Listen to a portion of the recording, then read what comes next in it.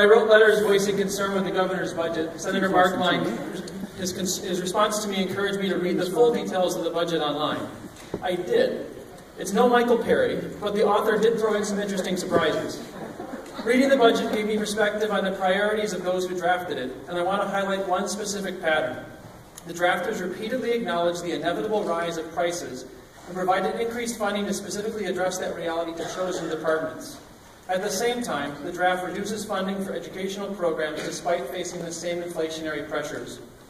On page 24, we read of, quote, increased allocation to the Department of Administration for estimated increases in fuel and utilities cost for DOA facility operations and maintenance. On page 73, we read of compensation resources for the, quote, increased cost of state employee salaries and fringe benefits. On page 122 and 128, there are two paragraphs outlining, quote, population and inflationary cost increases in adult corrections. From 194, we read of standard budget adjustments of 5% in the governor's office for, quote, full funding of continuing position salaries and fringe benefits. You see the pattern.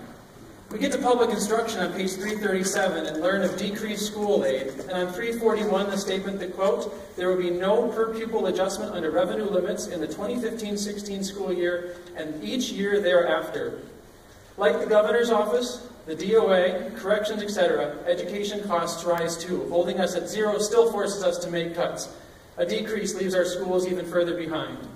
Beyond the request to keep pace with the basic costs, I challenge you to make significant investment in the public good.